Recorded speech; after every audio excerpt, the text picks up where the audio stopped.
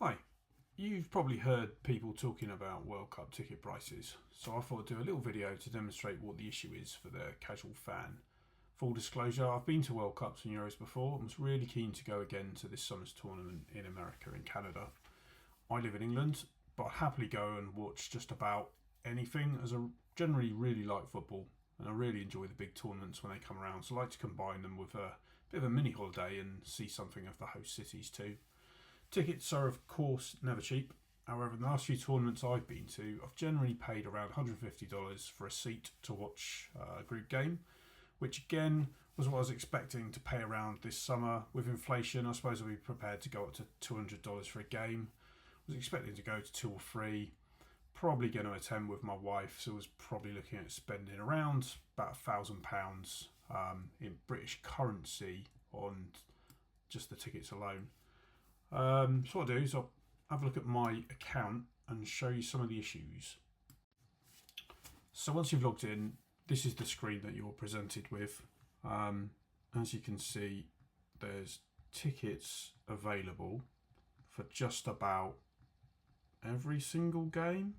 Going all the way down.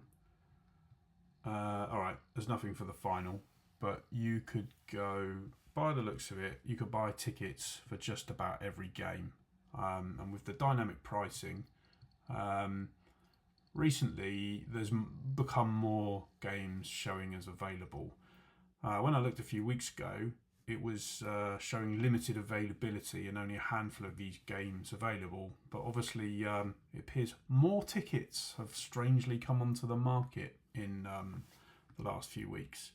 Now you have to pick, with it being such a vast place, Canada and America, obviously you've got to pick somewhere where you're going to go. And I've got family in Toronto, so I was going to start off there. And I was looking, I like to go early in the tournament when everyone's in it. The atmosphere tends to be the best then. Obviously the games don't have as much riding on them for the individual teams, but I like the atmosphere. I like to basically watch some games, mix with some of the people from the other teams and enjoy the sort of carnival spirit that I've found at other tournaments that happens. So as I said, I was going to pick this window here, really probably the highlight of all the games they've got here, excepting I'd probably give the host nation a miss because I feel like I'd be taking a ticket almost away from a Canadian to go and watch that. So I'd kind of pick this game as the main one to go and watch. Germany's obviously a big team, playing Ivory Coast from Africa, clash of styles from different continents, probably quite a decent game. And then I'd have to pick one of the other games around it, either Ghana v Panama or Panama v Croatia to go and watch. I can't say either of those are very inspiring. No offence to anyone who supports those countries, no offence meant whatsoever, but I as a neutral don't really see those as being that exciting football matches, but I'd go watch them. And then maybe I'd look to move on to from a third game in somewhere different city away from Toronto, that would work for my sort of timeline of when I'd want to go. So if I start off with this game, let's say Panama versus Croatia, say I want to buy a ticket for that. So I click into here. Now recently FIFA were telling you they've sold 5 million tickets and there's not many left.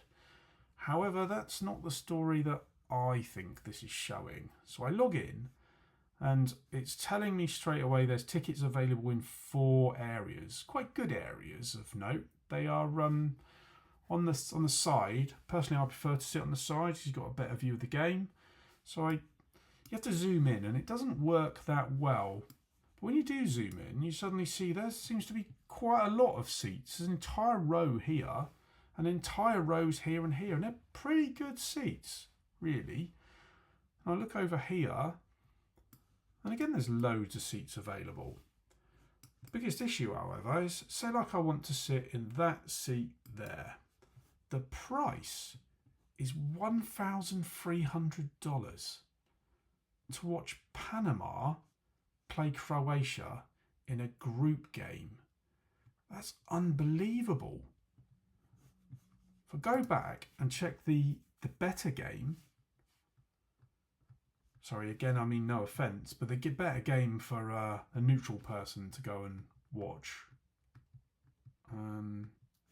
Here, when I click onto it, oh look, it's the same areas. They've got tickets available. And again, when you scroll in, there's rows and rows of seats available. If I scroll out over here, again, there's rows and rows of seats. So say like again, I want to sit in that seat, which is available for both games. This time the price is $2,085. Personally, I think that's an absolutely ludicrous sum of money to go and watch what that is. I mean, good luck to you if you're willing to pay for that, but I personally, I'm not going to pay for that.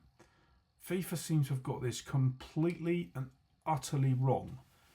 People like me, who I presume are the type of people they would ideally like to come to these tournaments, and who are willing to pay $200 to go and watch that match, but we're not going to pay $2,085. So therefore, we're not going to come. Absolute rip-off. Personally, I've made my decision. I'm not going to go. I'm just going to wait until. Fortunately, as I said, I live in England. We've got the Euros in 2028. I'm just going to save my money and go to that tournament instead.